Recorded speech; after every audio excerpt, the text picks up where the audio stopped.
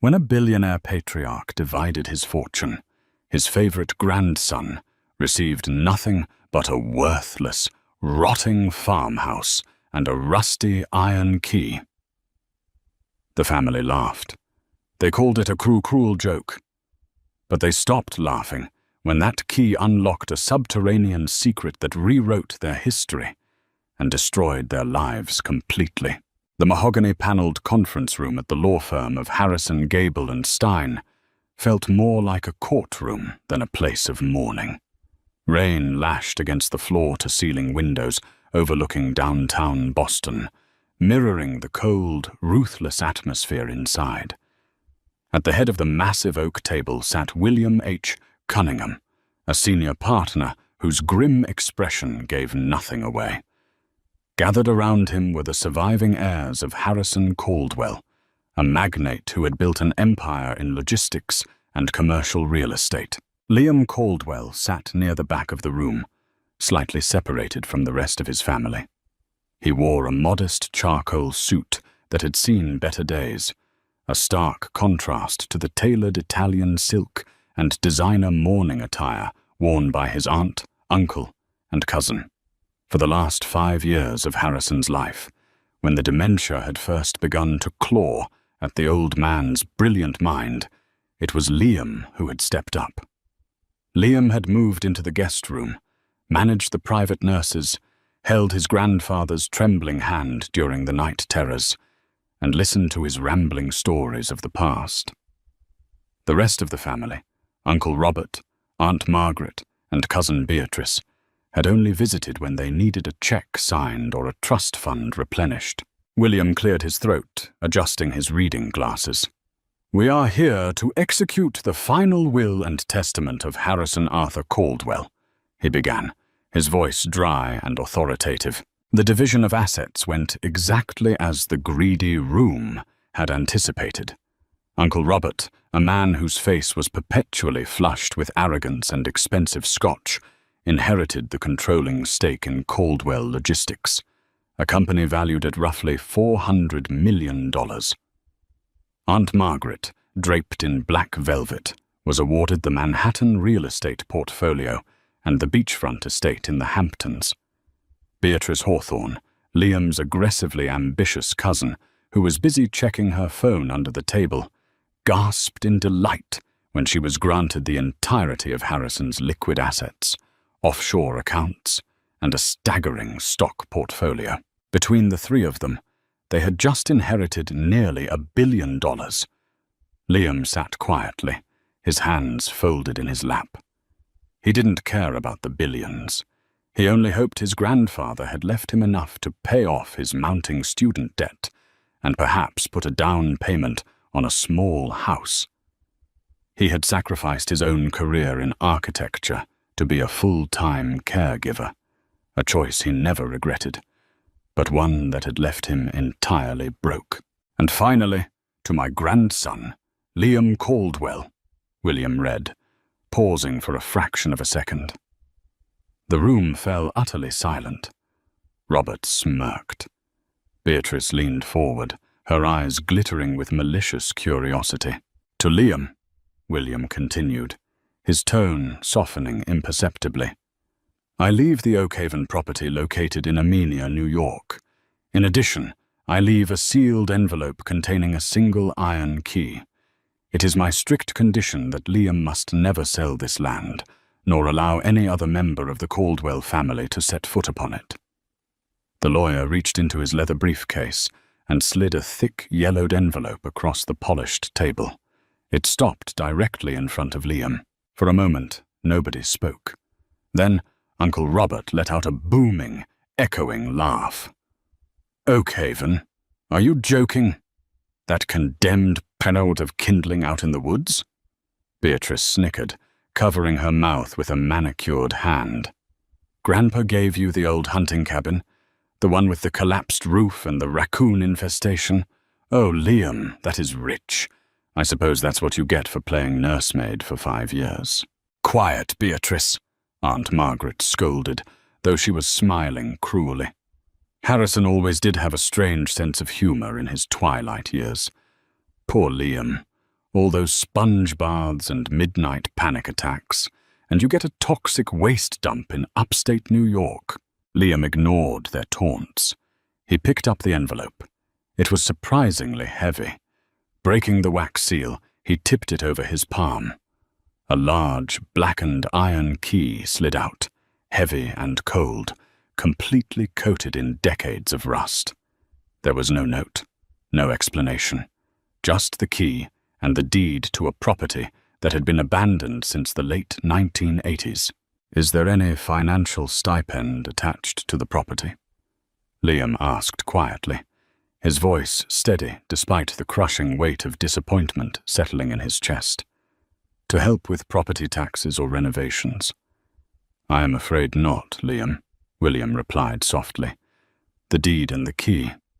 That is the entirety of your inheritance." Robert stood up, buttoning his $1,000 suit jacket. "Well, if you need a loan for a bulldozer, Liam, you have my assistant's number. Come along, Beatrice Margaret. We have a lot of mourning to do." As the family swept out of the room in a cloud of expensive perfume and self-satisfaction, Liam remained seated, staring at the rusted key. He felt a profound sense of betrayal. It wasn't about the money. It was about the sentiment. Had his grandfather truly valued his 5 years of devotion so little? Had the dementia entirely erased Liam from Harrison's heart at the very end? 2 days later, Liam drove his battered sedan up the winding, overgrown dirt road toward Oakhaven. The Armenia property was completely isolated, surrounded by dense, encroaching woods. When the house finally came into view, Liam's heart sank further.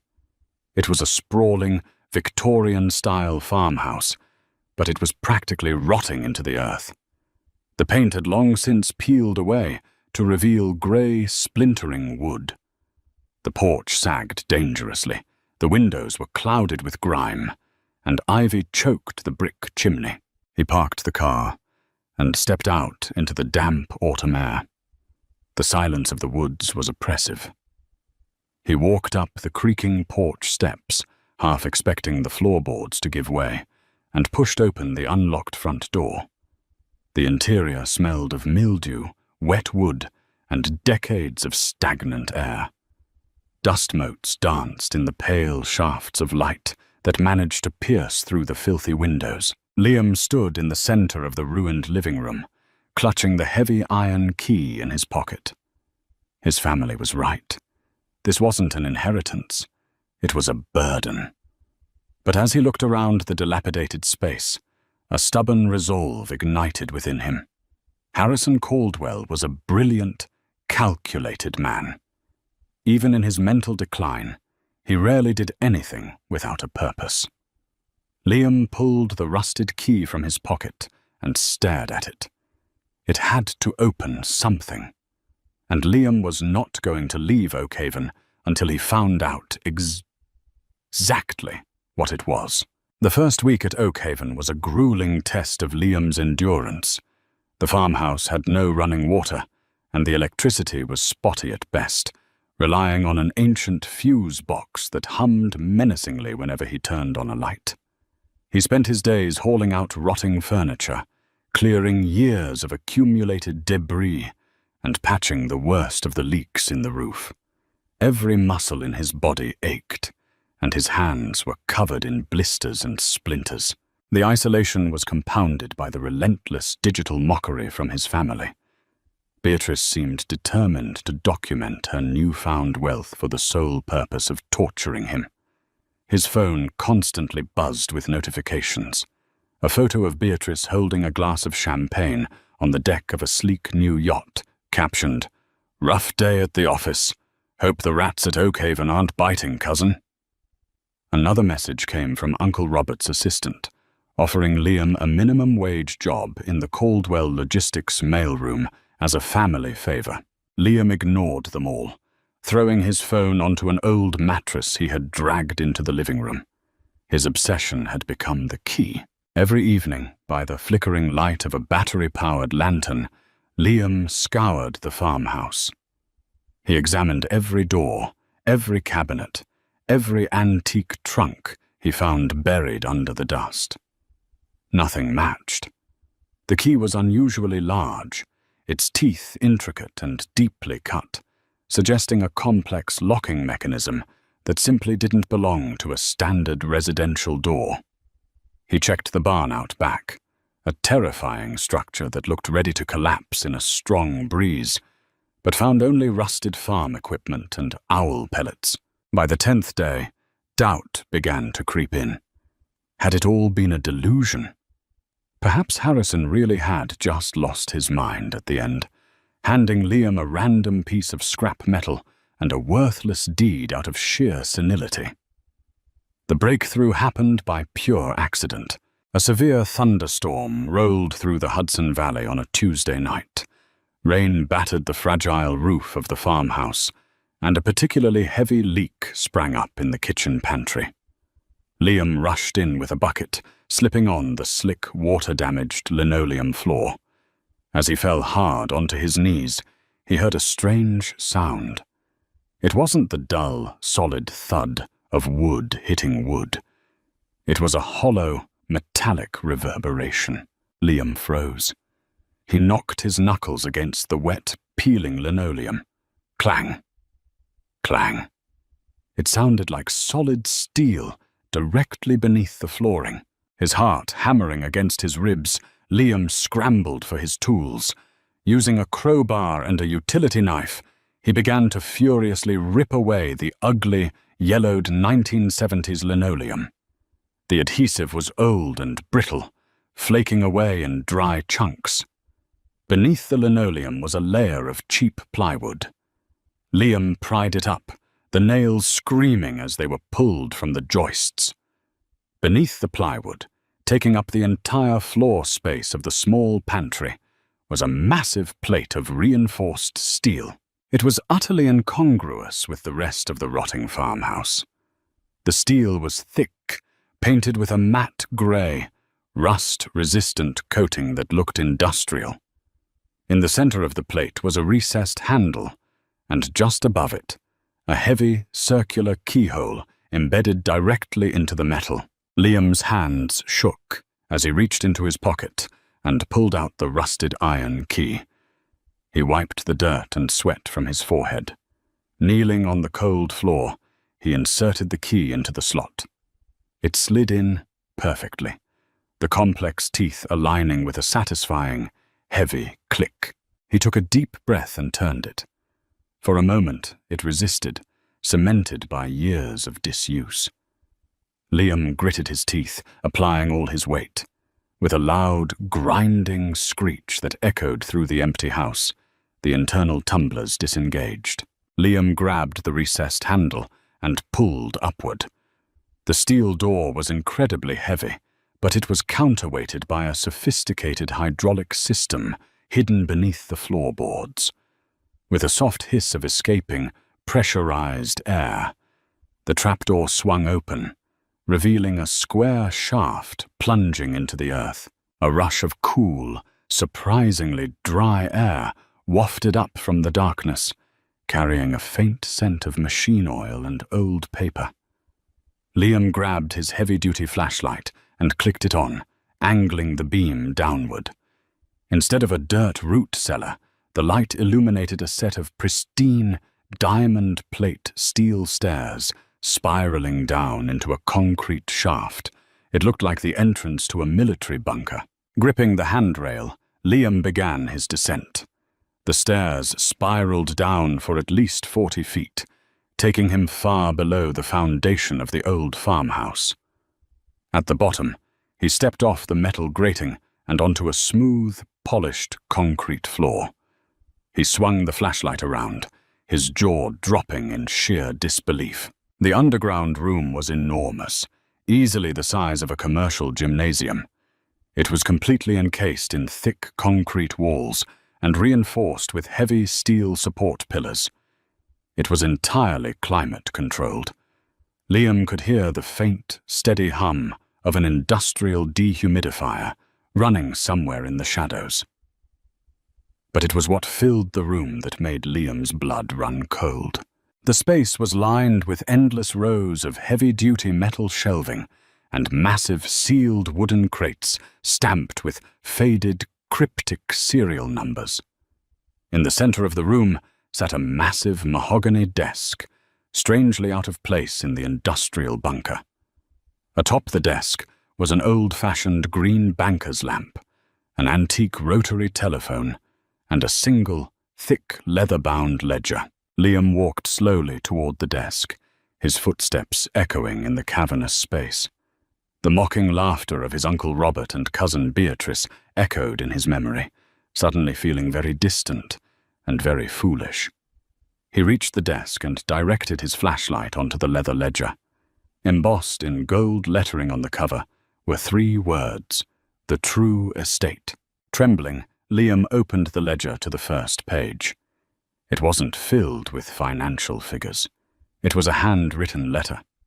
The ink was faded, but the handwriting was unmistakably his grandfather's, sharp, precise, and completely lucid. "Liam," the letter began, "if you are reading this, it means the vultures have picked the bones of the public empire, and you have survived their cruelty with your character intact. Let Robert have the ships. Let Margaret have the buildings. Let Beatrice have the cash. What I have left to them is built on sand, a house of cards designed to collapse the moment I am gone.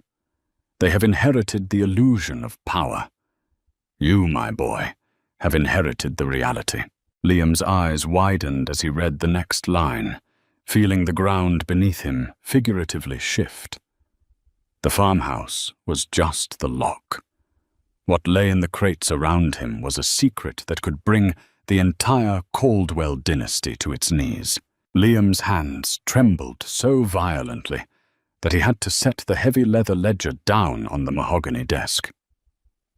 The quiet hum of the underground dehumidifier was the only sound in the cavernous bunker as he read his grandfather's elegant, fading handwriting.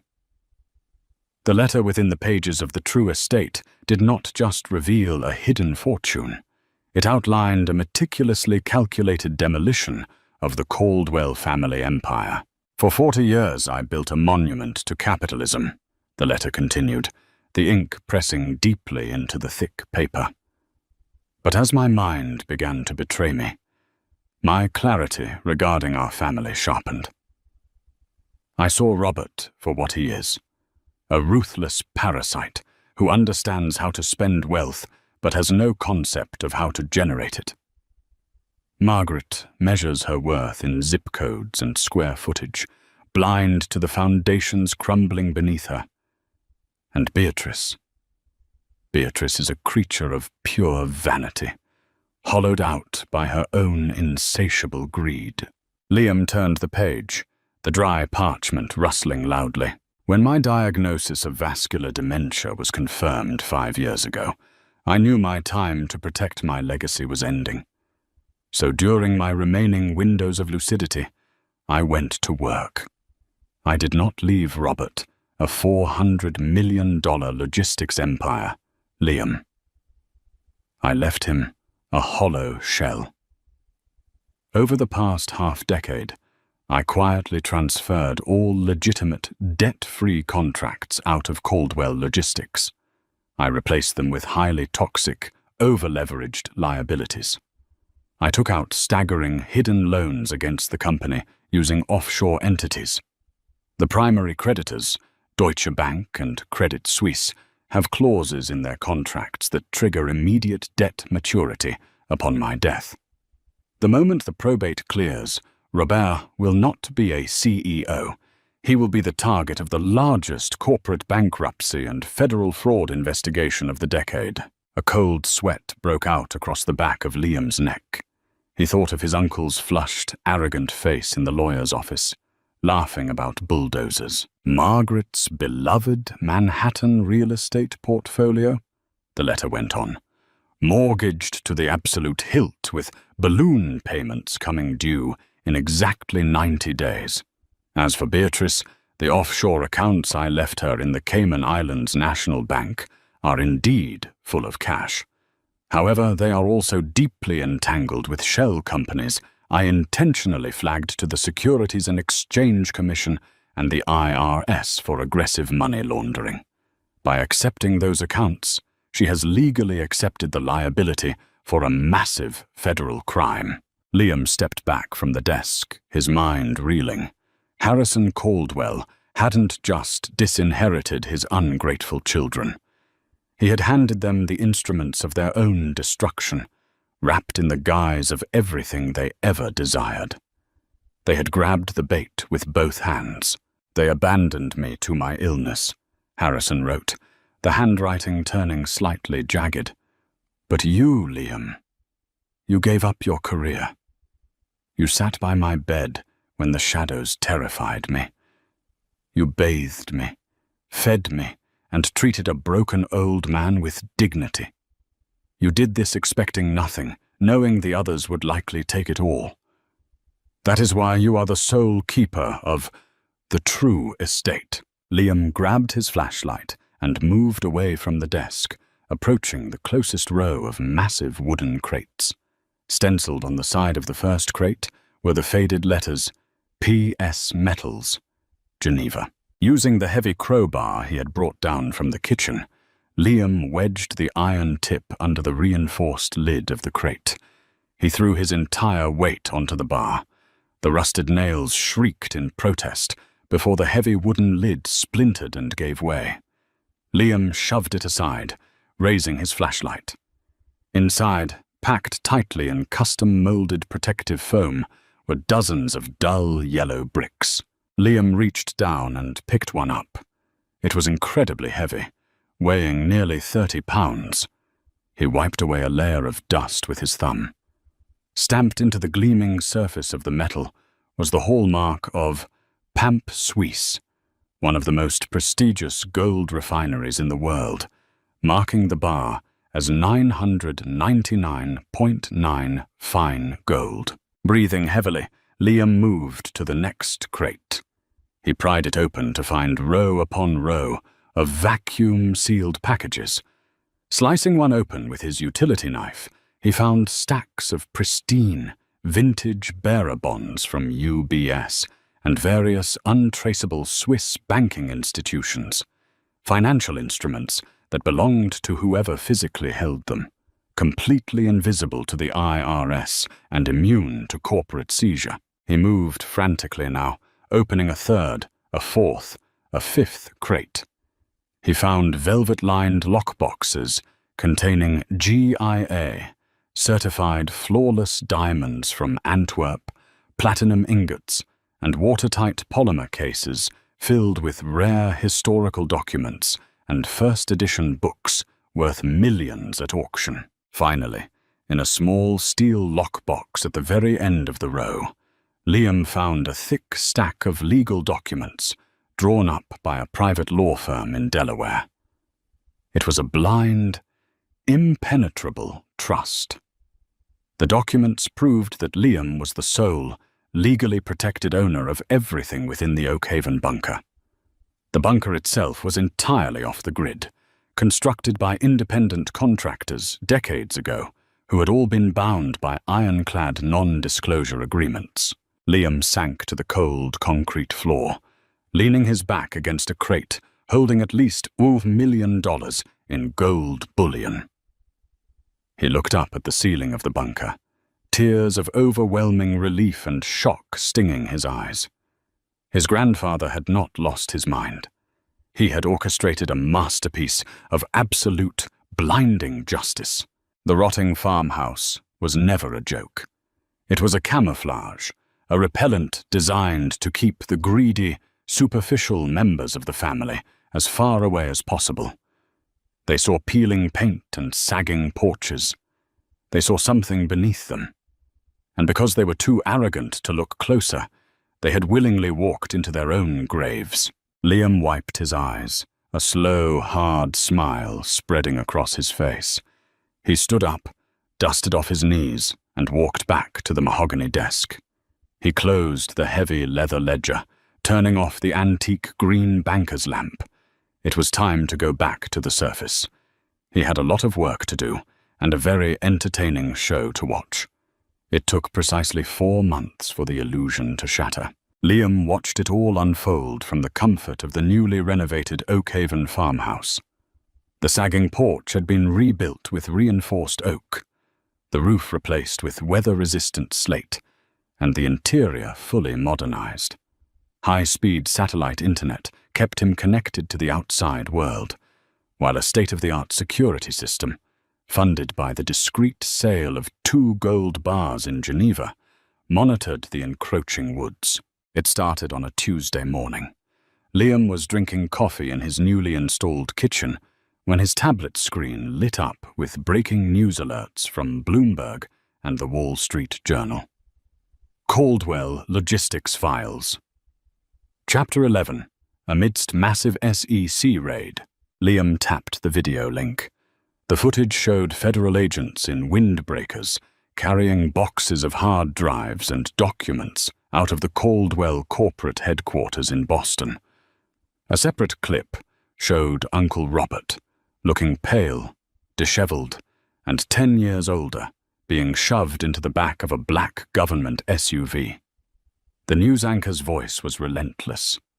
Robert Caldwell, CEO of the logistics giant, was taken into federal custody this morning following revelations of billions in hidden corporate debt and alleged systemic fraud. Sources say the company's creditors, including Deutsche Bank, have initiated immediate liquidation procedures. Robert's $400 million inheritance was gone, replaced by the very real threat of a 20-year federal prison sentence. 2 weeks later, Aunt Margaret's downfall made the local New York papers. Without the financial backing of the logistics company to artificially inflate her credit, the balloon mortgages on her Manhattan high-rises defaulted. Liam read with grim satisfaction that her beachfront Hamptons estate was seized by the bank and immediately put up for auction to cover her staggering debts. She was left penniless, forced to move into a tiny, rented apartment in Queens, her socialite friends instantly abandoning her the moment her bank accounts froze. But Cousin Beatrice's fate was the most spectacular of all. Her relentless social media bragging had acted as a beacon for federal investigators.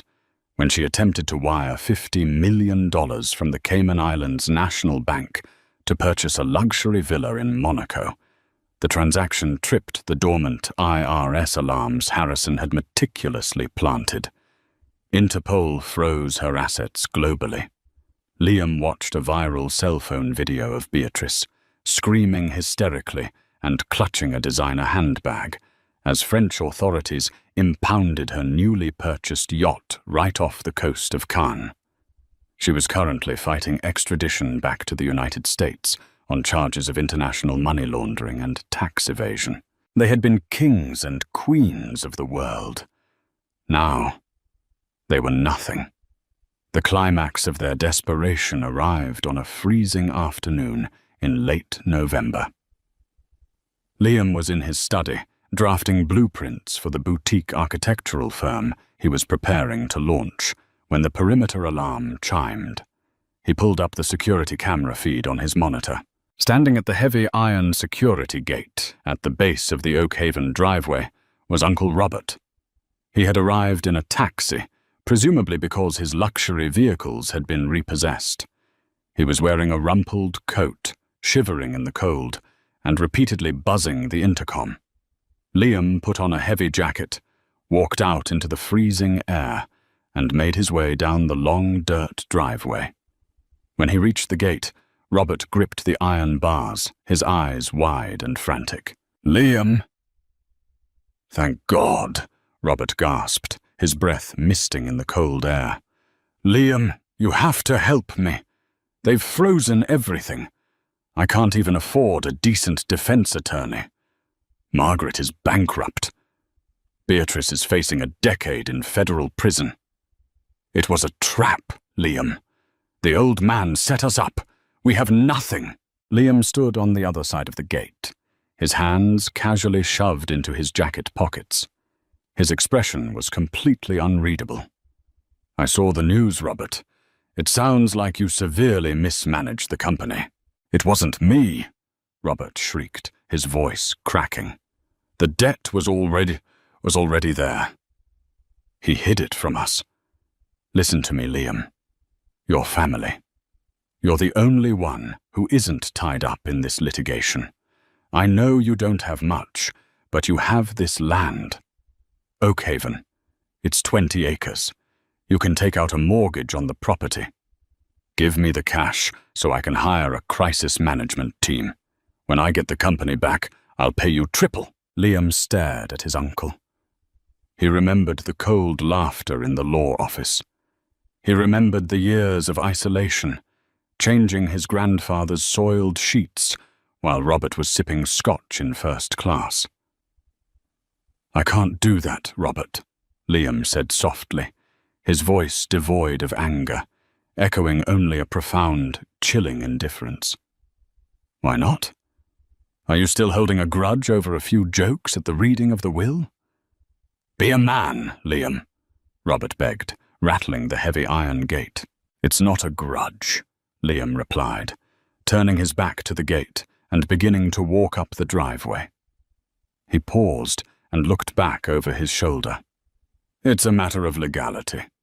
Grandfather's will had a very strict condition regarding my inheritance.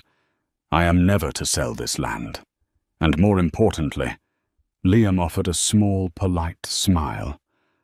I am never to allow any other member of the Caldwell family to set foot upon it. Good luck with the SEC, Robert.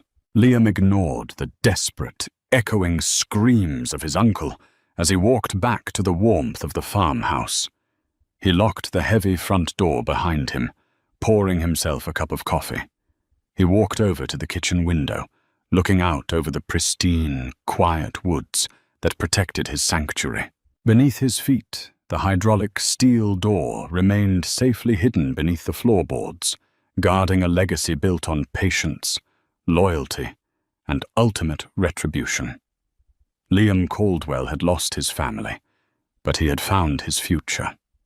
He sat down at his drafting table, picked up his pencil, and went back to work, building his own empire upon a foundation of solid stone, leaving the ruins of the greedy to crumble into dust. If you enjoyed this dramatic story of hidden secrets, ultimate karma, and a family getting exactly what they deserved, please hit that like button. Don't forget to subscribe to our channel and click the notification bell so you never miss out on our thrilling real-life audio dramas. Share this video with your friends and let us know in the comments below. What would you have done if you found the Oakhaven bunker? Thanks for watching.